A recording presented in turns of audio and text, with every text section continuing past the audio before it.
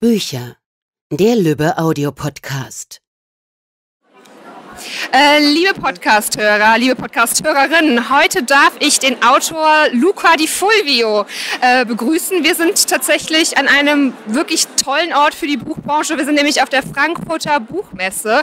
Für alle Buchbegeisterten und Hörbuchbegeisterten natürlich einer der wichtigsten Orte und Termine im ganzen Jahr. So, dear Luca Di Fulvio, welcome to the German Book Fair. Thank you. How do you think is it so far? Well, this is an incredible place, an incredible, full of people doing things, and you can understand why it is the most important fair in the world.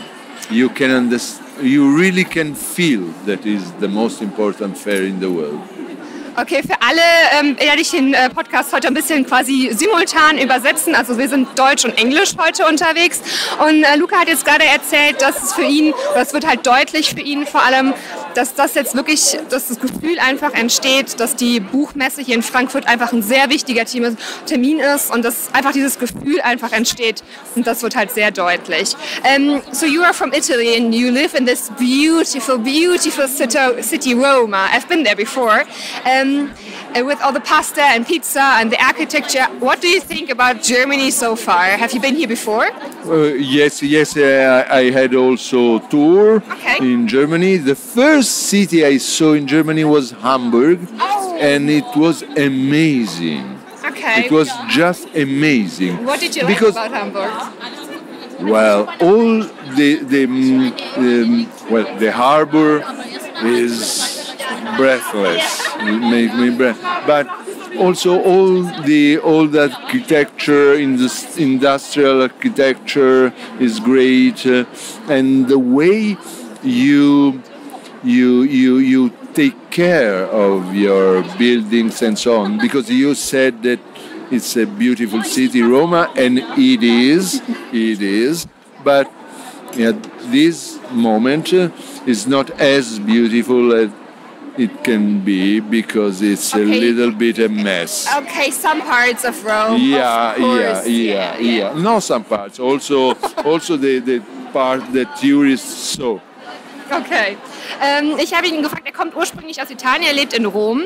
Und mir gefällt Rom super gut, Pizza, Pasta und die ganze Architektur sind klasse. Und ich habe ihn gefragt, ob er das erste Mal tatsächlich in Deutschland ist. Und er meinte, nee, er war schon öfters hier, hat auch schon Buchtouren gemacht. Und die erste Stadt, in der er war Hamburg. Und ihm hat Hamburg sehr, sehr gut gefallen mit dem Hafen. Und er sagt zwar, also ich finde Rom sehr schön, aber er meinte, Rom ist manchmal auch einfach ein Mess. Also ein Chaos und unordentlich und dreckig. Und Hamburg wäre da ein bisschen anders und das würde ihm auf alle Fälle gefallen. You have studied dramaturgy in Bella Roma, but how did it come that you're writing now novels and successfully really novels, especially here in Germany? Did you always wanted to become an author? Well, I have to tell you this. I studied dramaturgy first of all because I didn't want to study. So I thought maybe acting is less difficult than study at the university. Maybe you have to tell us. Yes, it was. And I had a great teacher that was Andrea Camilleri. Oh, he's also an author, right? He's also an author. In Italy, is a real maestro and selling millions of copies. And anyway, I think I became a writer because when I was an actor, I used to change all the sentences I had to play because I thought can be better if I write like this.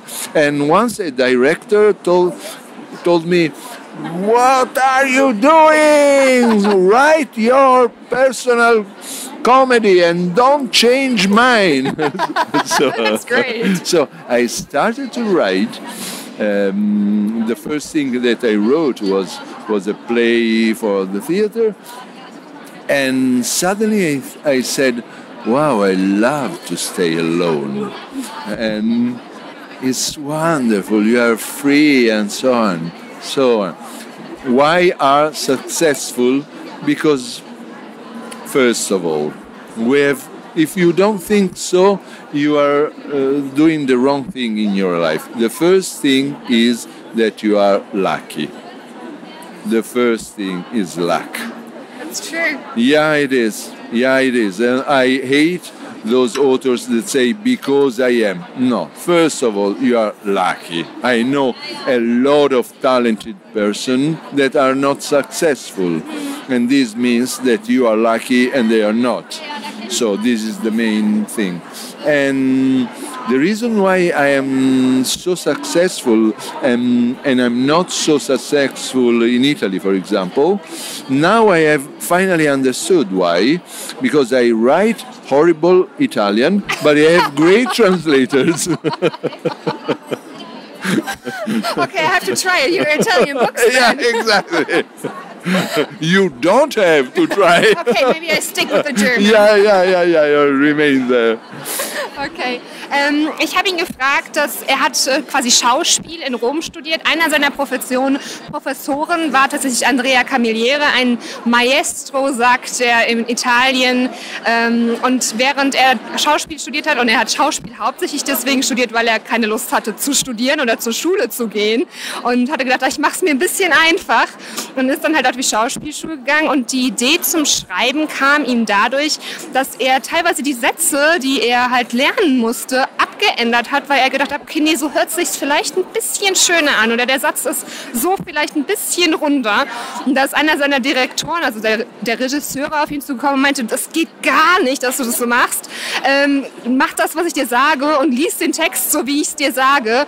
Und so kam dann im Endeffekt er auf die Idee, dass er selber dann angefangen hat zu schreiben. Und ich habe halt gesagt, dass er vor allen Dingen in Deutschland ist er ein sehr erfolgreicher Autor, viel erfolgreicher als tatsächlich in Italien. Und er sagt selber, dass er wahrscheinlich im Italienischen so schlecht schreibt und einfach nur tolle Übersetzer hat, die ins Deutsche übersetzen. Das lasse ich jetzt mal so dahingestellt. Ich glaube nicht, dass es so ist. Er schreibt einfach wunderschöne Geschichten. Und ja, darüber sprechen wir jetzt auch noch ein bisschen weiter. How is it when you're working, maybe on a new project? Is it like you do like this typical stuff from 9 to 5 without break and sitting in your office, door closed, because you're told that you like to do your free thing and be alone and don't have to be responsible to talk to anybody else? Is it like really 9 to 5 and strict planned, or is it like I sit in the garden or maybe somewhere in Italy? No. I have my rituality.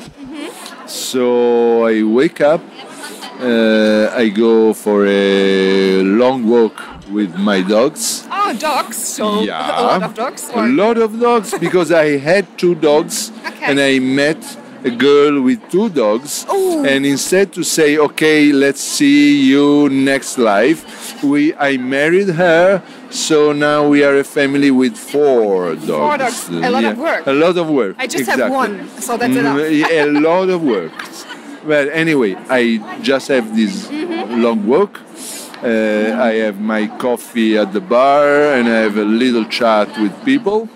And then, more or less at 9:30, I am on my computer and I write. And I usually write as long as I'm writing. Okay, so you don't have 3 hours or 4 hours and 10 pages I have to write. No. But for sure, in the afternoon, I correct what I wrote immediately. Then I go on, and after I have, 10 chapters, I start from the beginning and I correct again. I'm a little bit obsessive. But anyway, I'm not writing the night. I think I am the only human being remained that has not a portable computer. I have a big computer that is in my room, and I write only in my room. When I'm traveling, sometimes I take notes, but writing by hand. And when I go to the mountain, that is my passion, I don't write, I just walk, hike, and so on. Okay. Ich habe ihn gefragt, wie das ist denn, wenn er neue Projekte startet oder überhaupt, wie sein Tagesablauf im Endeffekt aussieht. Weil er hat eben gesagt, dass er es toll findet, als Autor unabhängig zu sein. Und bei ihm ist es so, er hat 4 Hunde. Er hat nämlich vor kurzem geheiratet und seine Frau hatte 2. Er hatte selber auch schon 2 Hunde und da geht er morgens erstmal eine große Runde mit, um einfach wach zu werden. Und dann startet er so langsam in den Tag und fängt er an zu schreiben. Und am Nachmittag überarbeitet er im Endeffekt genau das, was er halt vormittags geschrieben hat und versucht das tatsächlich auch direkt zu machen. Er hat sich jetzt nicht vorgenommen, ich muss so und so viele Stunden schreiben oder so und so viele Seiten, aber was er macht, ist, wenn er einen bestimmten Abschnitt geschrieben hat oder eine bestimmte Anzahl von Kapiteln, er hat jetzt gerade 10 ungefähr genannt, dann geht er von Anfang nochmal an und überarbeitet nochmal alles, dass es wirklich eine Einheit bildet. Und wenn er beispielsweise in die Berge geht, das ist so seine Leidenschaft, er ist gerne in den Bergen, da schreibt er gar nicht. Da geht es halt wirklich nur darum, Freizeit zu haben, aber zu Hause hat er tatsächlich einen fest installierten Computer, also wirklich einen Rechner, kein Laptop, kein iPad, nichts. Er schreibt am Rechner und arbeitet da in seinem Büro und das ist auch der einzige Ort, in dem er wirklich schreibt. Zwischendurch macht er sich mal Notizen, aber handschriftliche Notizen, aber sonst tatsächlich arbeiten tut er nur in seinem Büro zu Hause. Is there anything you really need for writing? Like an Italian always needs coffee. That's like this really Well, thing. I need coffee to live, to wake up.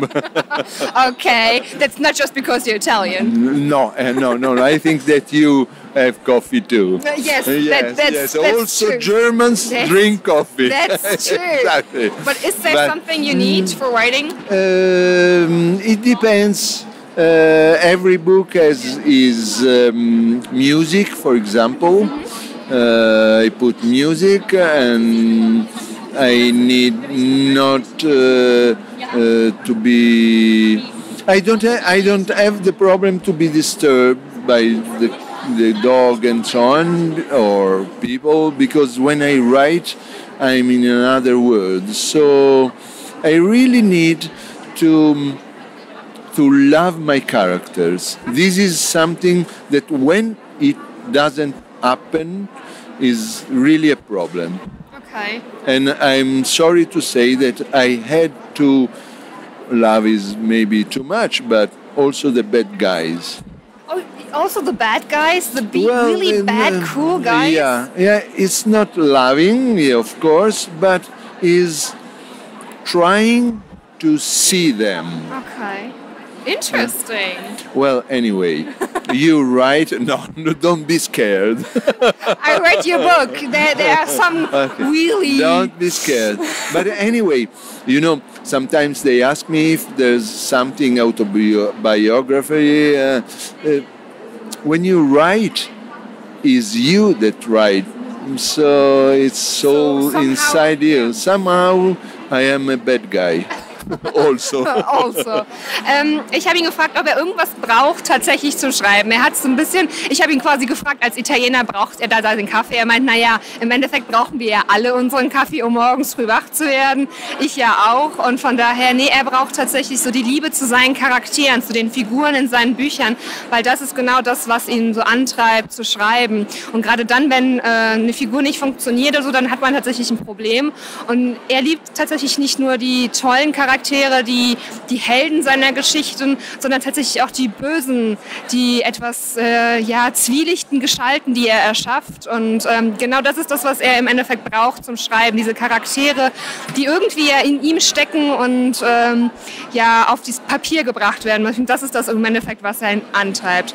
So you're obviously here for your new novel, which is also full with interesting characters, also some bad characters and figures. It just has been published and deals with topics which has been important in our world in the past, but also nowadays, especially with the Me Too campaign or the migration, which was now in Europe a big topic, especially Italian in Germany.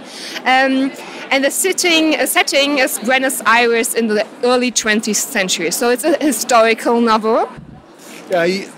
I cannot write. Yes, it's an historical novel, but as all my historical novel, it speaks of nowadays.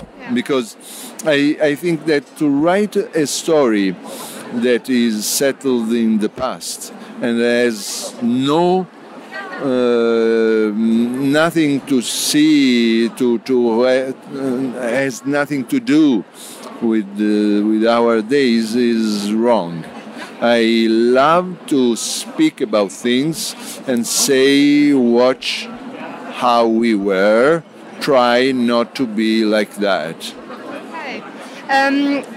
Sein neues Buch, Als das Leben unsere Träume fand, ist gerade erst in Deutschland erschienen und es beschäftigt sich mit ganz verschiedenen Themen, unter anderem mit Frauenrechten, Migration, und es passt halt genau in die aktuelle Lage tatsächlich auch in Deutschland oder weltweit mit der MeToo-Kampagne oder der großen Immigrationswelle, Migrationswelle in Europa.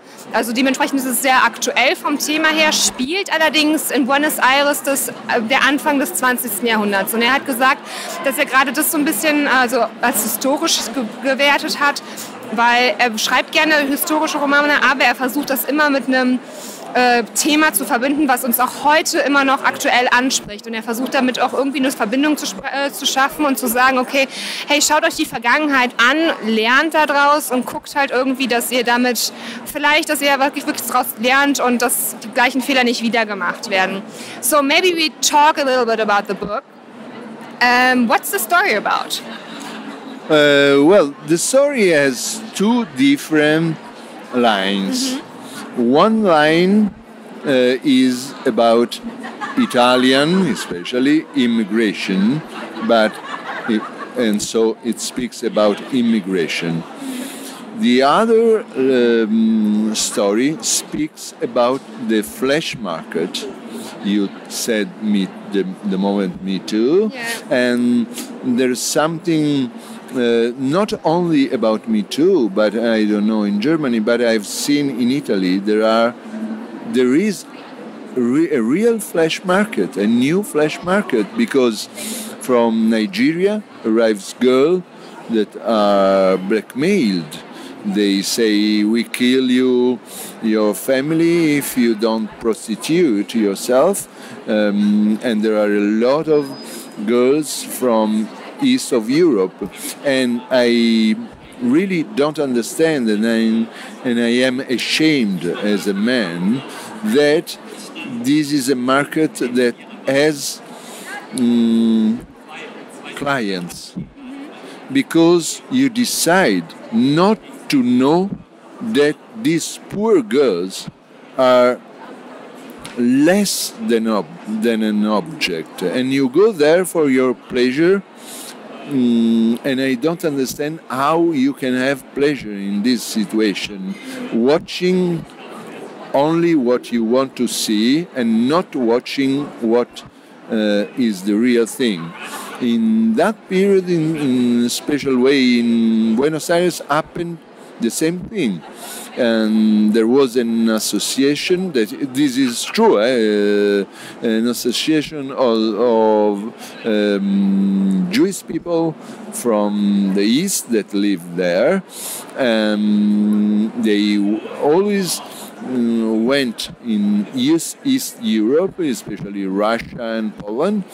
They say to girls between 13 and 17, you are coming, they were very poor, of course, and so on. They say, come with us in Argentina, in Buenos Aires, you will find a good job, you will be married, you will work in the house of rich Jewish people. Then they arrive in Hamburg, and during the journey, not to pay the ticket of the journey, they were raped by the people on the boat. And then they arrived in Buenos Aires, and they were put in jail. Men in that period pay just 5 pesos. That is nothing. With 5 pesos you buy a kilo of bread, and yes, you can imagine how hard. There were 20,000 2,000 brothels. I'm speaking about this Jewish association, and 30,000 girls that lives 2-3 years, not more, because they have 700 men a week. Goodness. Okay, that's a hard topic. A really hard topic. Yeah, it is. But no, because this can scare. I cannot describe the life of these girls, so I created a character that is a young girl that escaped, cut. Well, maybe I'm saying too much, but anyway. I'm not speaking only of that. There's in all my books there are dreams that becomes true. Yeah, that's true. Ich versuche das jetzt mal ein bisschen zusammenzufassen. Es gibt im Endeffekt zwei sehr wichtige Themen. Also einmal ist es wirklich die Immigration, also diese drei Hauptcharaktere, die treffen im Endeffekt auch später aufeinander und die gehen später nach Buenos Aires. Und vor allen Dingen die Damen, also es sind 2 Frauen, diese 3 Heldinnen, ein Mann, 2 Frauen, und diese beiden Frauen erleben auf dieser Reise nach Buenos Aires und später auch in Buenos Aires viele schreckliche Sachen. Das fängt damit an, dass es halt auch viel um Prostitution geht. Es geht darum, dass es eine Gesellschaft gab aus jüdischen Männern, ungefähr 2000 jüdische Männer, die hauptsächlich polnischen, russischen jungen Mädchen im Alter von 13 bis 17 Jahren erzählt haben, hey, kommt mit uns nach Argentinien, wir haben da Jobs für euch, ihr könnt da später heiraten, es ist total toll da, ihr verdient da Geld, es ist sicher für euch. Und im Endeffekt wurden sie in die Prostitution quasi verkauft. Die bekommen ganz wenig Geld, nur am Tag 5 Pesos. Das ist quasi so viel, um sich ein Laib Brot zu kaufen. Man kann sich vorstellen, das reicht einfach nicht.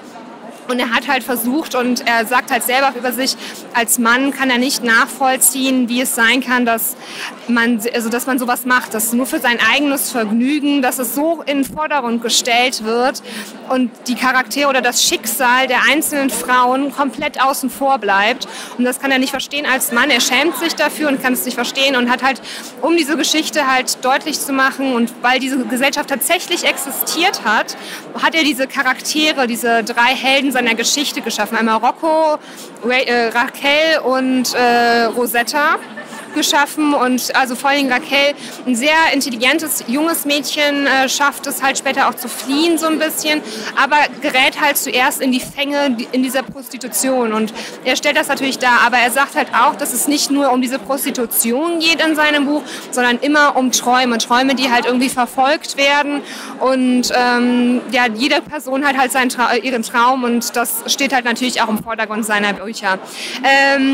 Your setting is Buenos Aires, and why did you exactly decide to write it in Buenos Aires? Because there was this historical thing that really happened, or why did you decide to write about Buenos Aires? No, I decided before, not knowing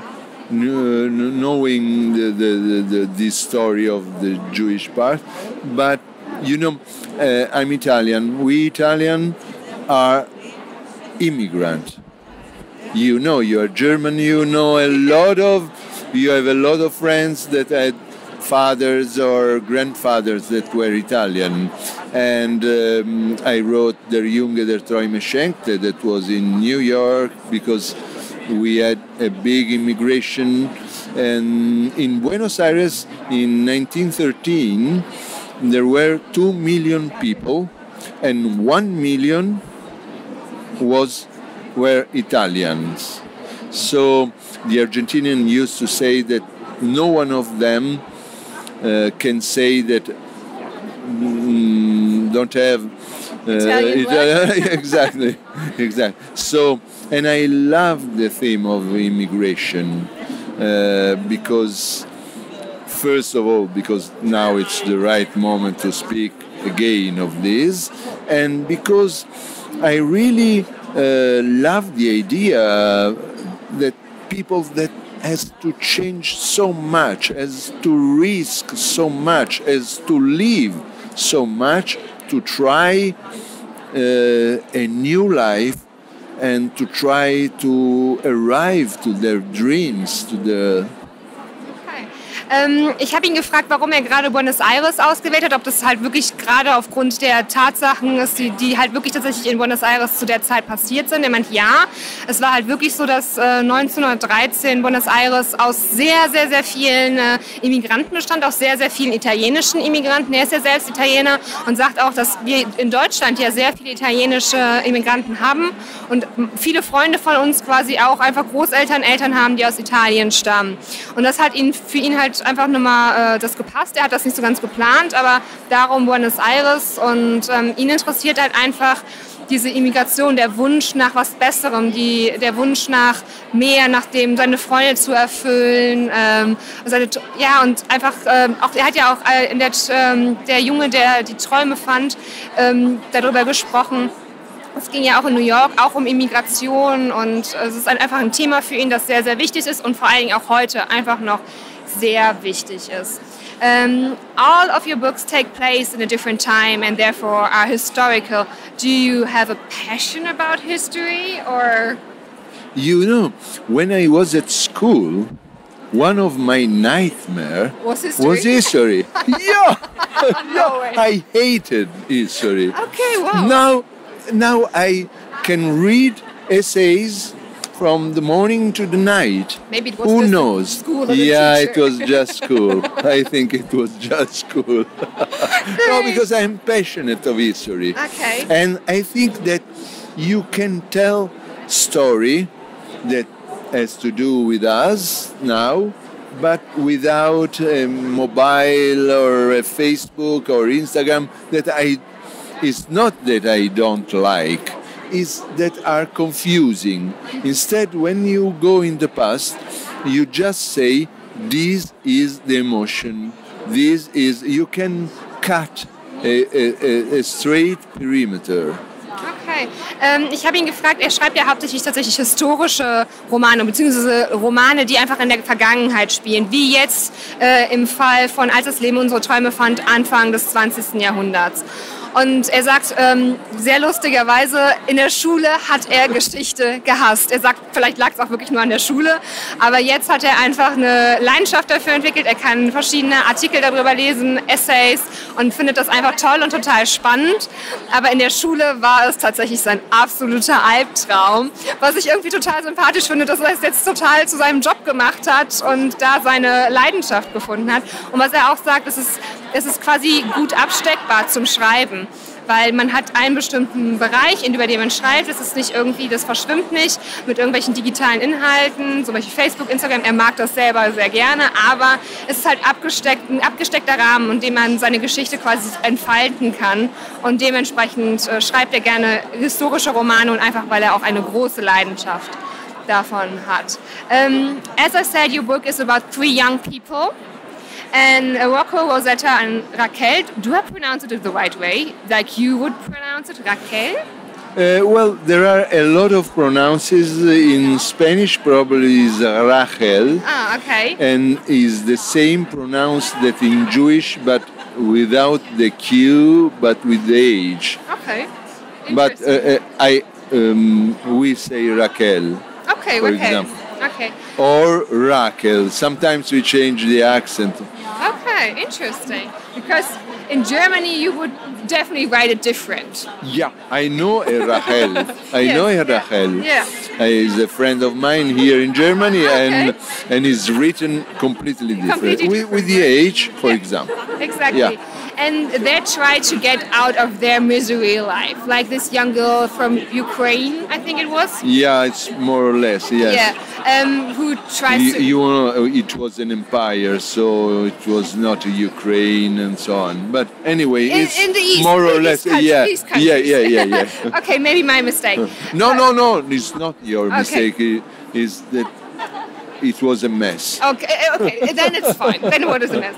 But they try to get out of their misery lifestyle and like their life. They have some things happen to them which are really cool, and they somehow made it to Buenos Aires. But all of your books are about your dreams and things they want to have a different life and a better life. But how did you came up with these three characters? Did you have them right away in your mind when you were thinking about the story, or was the story beforehand? How did they develop? Well, I usually start in my mind. It usually starts in my mind with an image. So I thought that life, for example, in Sicily at the beginning of the last century, was really hard for a woman, really, really hard. And it can be very hard also for a man that doesn't want to be involved in the criminal mafia. And the misery of these people, or these Jewish people in the East, was incredible, and they had to survive to all the pogroms. So they really have a reason to escape. The first thing the first images was escaping to their destiny that was written. Escape to their destiny and write a new destiny. This was my first input. Okay. Ich habe ihn gefragt, also es geht ja um die drei jungen Leute in seinem Buch, sondern die drei Helden, also Rocco, Rosetta und Raquel. Also der Name wird ganz anders geschrieben als im Deutschen. Es kommt so ein bisschen, weil sie eine junge jüdische Frau ist.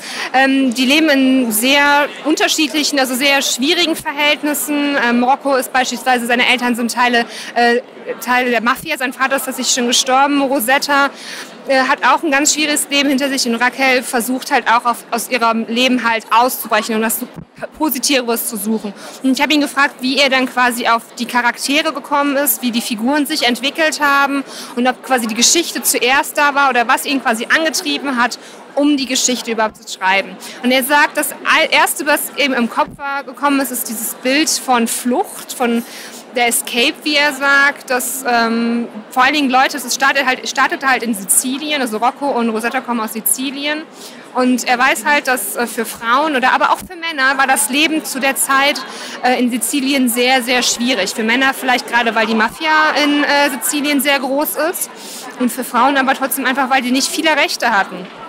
Und gerade die Flucht aus diesem elenden Leben, die Mann und Frau dann halt zu dem Zeitpunkt in Sizilien, Italien hatten, das war für ihn quasi der Antrieb, dieses Buch zu schreiben. But honestly, do you have a favorite character in the book? If I say one, the other two are jealous. But anyway, I have to confess you, my favorite characters are the two girls, because they do the same thing. They try to demonstrate that to be a woman is not less than to be a man. So I love them for this. They do their way in a very different very different way. And at the end, but we have to say this in a loud voice. We're not spoiling. No. Okay. No, it's not spoiling. I don't want the other are too jealous. I have a weakness for Raquel. Okay. Yeah, I love her very much. Okay. Yeah, and also because I really love characters that are so young. Okay. I love young people. Okay, yeah. But why do you like her so much? Is there something about her character that connects to you? Or? Yeah, first of all, she's so smart, and so this is not connecting to me. Oh, of course it does. She is so smart, and in a certain way, I think that I'm speaking for my category. She's writing. Okay, yeah. She isn't She's an Auster, yeah, of course, right. Ich habe ihn gefragt, ob er ganz ehrlich sagen kann, ob er denn wirklich auch einen Lieblingscharakter hat. Er sagt, im Endeffekt sind es die beiden Frauen, also Rosetta und Raquel, die ihm wirklich nah am Herzen sind. Aber vielleicht, wenn man ganz, ganz leise das auch sagt, ist es Raquel, weil sie ihm halt irgendwie sehr nah ist. Sie berührt ihn und er liebt sie als Charakter sehr gerne. Er findet sie unglaublich interessant und natürlich, sie haben eine kleine Verbindung, sie sind nämlich beide Schriftsteller. Also das hat er dann tatsächlich eingebaut, dass Raquel auch so ein bisschen, so einen kleinen Zug von ihm quasi mitbekommen hat. Your newest book shows that women in the early 20th centuries had a very poor rights and opinion, not just legally, but also in the matter of finding a job. But why are women's rights so important for you and as a topic in your book? In my book, and I think in my books, because my women are always strong That's true, yeah. characters, because I have to confess you, I would love a word in which we say, okay, since now we men leaded all these stupid fucking things. It's your turn, and I think it can be better. Okay, so interesting. Ich habe ihn gefragt, warum, also gerade eigentlich in allen seinen Büchern ist es so, dass Frauen einen sehr starken Charakter einfach einnehmen und also gerade auch jetzt in dem aktuellen Buch zeigt er ganz deutlich, dass Frauen einfach Anfang des 20. Jahrhunderts sehr wenig Rechte hatten, nicht nur wirklich als Recht, sondern auch Probleme hatten, einen Job zu finden. Sie sind halt schnell in die Prostitution abgerutscht und ich habe ihn halt gefragt, warum gerade Frauen für ihn so ein wichtiges Thema sind und vor allen Dingen starke Frauen ein so wichtiges Thema sind in seinen Büchern. Und er sagt, als Mann würde er tatsächlich sagen, okay, wir haben so viel falsch gemacht in den vergangenen Jahren und wir müssten theoretisch den Frauen eigentlich mal das Feld überlassen und möchte damit halt auch einfach zeigen. Und er findet halt gerade diese starken Figuren, diese starken Frauencharaktere sehr interessant und möchte die halt einfach in seinen Büchern unterbringen.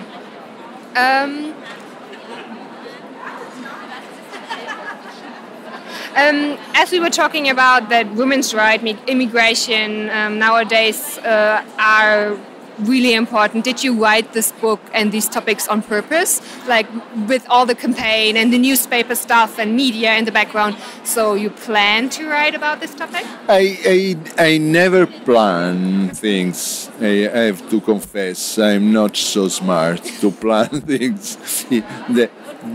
It happens.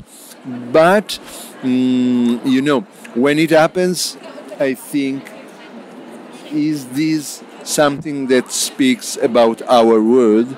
And in this case, I said, yes, it speaks very much about our world.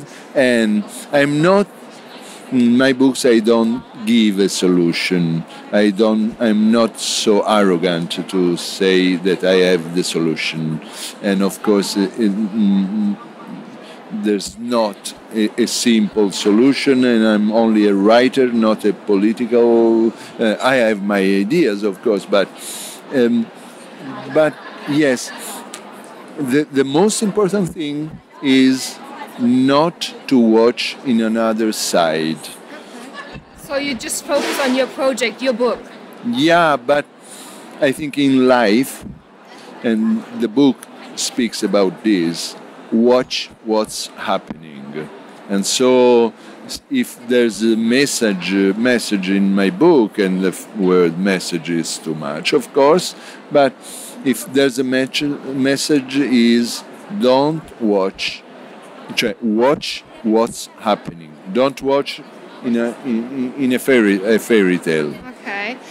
Ich habe ihn gefragt, gerade, also weil es ja auch wirklich für uns hochaktuelle Themen sind, wie wir es schon gerade festgestellt haben, mehrfach, ob er das Buch quasi wirklich mit Plan und bewusst zu dem jetzigen Zeitpunkt geschrieben hat. Und er sagt, nein, er plant sowas nicht. Er möchte sowas, also das kommt quasi zu ihm und die eigentliche Nachricht, also die Message quasi seines Buches ist, dass man halt einfach gucken soll, was passiert und dass man aufmerksam sein soll, aber er plant quasi nicht die verschiedenen Themen. Das war tatsächlich eher ein Zufall. Thank you.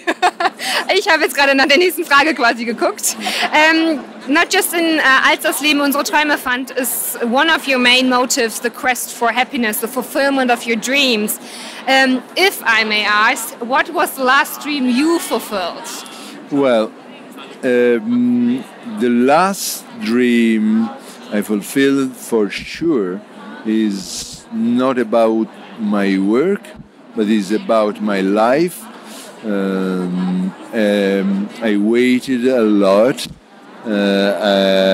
but finally at 60, so I find the woman. The woman. The woman is always, yeah, she's the and I had for the woman, for me, it's for me. It's not for all. So I'm not for everyone. Also because I don't want to share it. I'm not so generous. Okay. I'm a generous person, but not so generous. I can understand. But for the first time in my life, I was married, and Congratulations. yeah, thank you. And I was waiting for my wife that has to arrive, and I was joking with all the people that were at the marriage, and I was, are you hot? Are you hot? And I was joking. Then I saw her arriving, and I started crying, and I never quit crying. Wow, that's Yeah. a real love story, though. Yeah. Ich habe ihn gefragt, in seinen Büchern, auch Als das Leben unsere Träume fand, geht es ja immer darum, was Besseres zu finden, seine Träume zu erfüllen, die Suche nach dem eigenen Schicksal, quasi nach dem besseren Schicksal und der eigenen Träume quasi. Und dann habe ich ihn gefragt, was er sich denn quasi in der Vergangenheit als letzten Traum, oder der letzte Traum ist, den er sich halt erfüllt hat. Und dann hat er erzählt, dass er vor kurzem mit 60 das erste Mal geheiratet hat und die Frau seiner Träume im Endeffekt gefunden hat, ganz glücklich darüber ist. Wir gratulieren ihm natürlich dafür und freuen uns. Es ist auf alle Fälle eine sehr süße Geschichte. Er sagt, dass er, als sie das erste Mal gesehen hat, musste er weinen und hat sich so gefreut und quasi Liebe auf den ersten Blick, können wir sagen. Und er hat vorher die ganze Zeit rumgescherzt, von wegen, dass das ja nie passieren würde. Und jetzt ist es tatsächlich soweit. Er hat mit 60 das erste Mal geheiratet. Das ist natürlich eine schöne Sache. So maybe one last question about the book. Do you think that, or what do you think is the most important scene in your book, or is there like something that took a really long time for you to write? Well, usually, if it took you a long time to write, it's not the most important scene. Okay, so like the most important scene is like written quickly.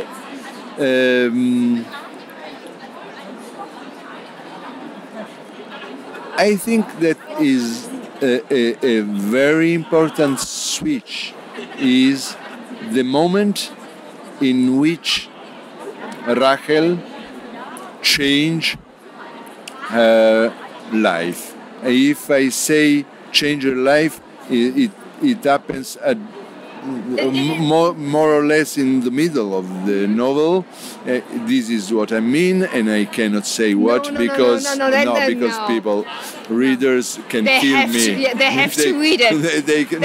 Also because they can kill me. I ruin the story. It's true, but it's like I think I knew which scene you mean, but it's such an important scene that we can't tell it beforehand. No, exactly. Okay. But we can say that the killer is the waiter. Yeah. Like in every thriller. Yeah, of course. Exactly. Of course. In German, it's the gardener, not the waiter. Ich habe ihn noch gefragt, ob es für ihn eine Szene gab, die unglaublich schwierig zu schreiben war oder für ihn die wichtigste Szene war. Und er sagt, sobald eine Szene schwierig zu schreiben ist, ist es nicht mehr die wichtigste Szene. Weil das sind dann Kleinigkeiten. Für ihn aber die wichtigste Szene ist, über die wir nicht so viel verraten können. Leider, es ist eine wirklich tolle Szene. Die ist ungefähr Mitte des Buches. Aber wenn wir das jetzt verraten würden, würden wir so ein bisschen zu viel verraten. Aber es ist eine tolle Szene und es ist einfach eine Stelle, wo Raquel ihr Leben komplett dreht. Also es ist halt wirklich super wichtig und es ist eine tolle Szene und eine tolle Situation, wunderbar geschrieben. Und ich kann es wirklich nur jedem ins Herz legen. Aber es ist halt eine Szene, die unglaublich wichtig ist für ein Buch oder für das Buch und für den Inhalt und für die Geschichte. Just one question came up in my mind. How did you do the research? The research, like about the book, about the history, Buenos Aires. Because have you been to Buenos Aires before? No, not at all. But anyway, for example, I was in New York, but it's not the New York of Der Junge, der Träume schenkte. I'm an old guy, but not so old. And the same thing is for Buenos Aires. So it's better if you search things, photographs, and novels, because, in essays, the story of the general. In the novels, the story of the soldier. And this is the difference, because a good novel speaks of soldier, not of general. That's true. And how long did you take to, 1 month, 3 months, 6 months, a year? I start doing the research, then I write, then I search, I write, I search, I write, I take notes. I'm a very confused guy. You don't make such no impression. Ich habe ihn gefragt, so als was mir gerade noch so in den Sinn kam, wie er quasi recherchiert hat für das Buch. Es ist halt natürlich ein historisches Buch, also man muss so ein bisschen vielleicht auch nochmal gucken, wie war das überhaupt in der Vergangenheit, um einfach auch ein Gefühl für die Geschichte zu bekommen. Und er sagt, also er war selber nie in Buenos Aires, weil er sagt, also ich bin zwar alt, aber nicht so alt, dass ich das zu dem Zeitpunkt hätte erleben können. Und das stimmt natürlich. Er sucht halt mehr nach Fotos online. You search for the pictures online or in somewhere else? Sometimes online, sometimes in the embassy of Argentina, sometimes in books. Okay. Also er sucht online, in Büchereien, in Botschaften nach den Unterlagen, nach den Hintergründen einfach und versucht halt so ein bisschen die Geschichte ans Leben zu bringen. Und er sagt selber, dass er nicht so organisiert ist, aber auf alle Fälle das versucht halt zu machen und vor allen Dingen macht er das halt alles parallel. Also er schreibt, dann recherchiert er wieder, er schreibt und er recherchiert und versucht halt so auch die ganze Zeit immer neue Informationen ranzubekommen. Okay, then I think you answered all of my questions. Thank you so much. It was a pleasure. Thanks to you, because I know that you now hate this thing that I'm going to say, and I don't know, and I cannot verify if you are translating it, but I think that you are a great journalist. Thank you. Thank you so much. Ich habe ihm gedankt, dass er die Zeit genommen hat und er hat selbst zu mir gesagt, dass ich eine tolle Journalistin bin. Das lasse ich euch jetzt quasi das Urteil, ob ihr damit auch zufrieden seid. Ich freue mich auf alle Fälle sehr über das Feedback. Es hat mir sehr, sehr, sehr viel Spaß gemacht. Ich kann euch das Buch Als das Leben unsere Träume von Luca Di Fulvio wirklich nur wärmstens ans Herz legen. Es ist ein ganz tolles Buch. Es macht unglaublich Spaß zu lesen. Es ist tolle Charaktere. Es ist natürlich auch an manchen Stellen wirklich nicht einfach. Es sind Szenen dabei bei dem Thema einfach, die schwierig sind, die man verdauen muss. Aber umso mehr ist es ein Buch, das man vielleicht einfach auch gelesen haben sollte. Dementsprechend noch ganz viel Spaß euch beim Zuhören. Wir hören auch gleich mal in die Hörprobe rein. Dann bis dann. Tschüss. Bye. Ciao a tutti. Grazie. Das war's für heute von uns. Bis zum nächsten Mal beim Lübbe Audio Podcast.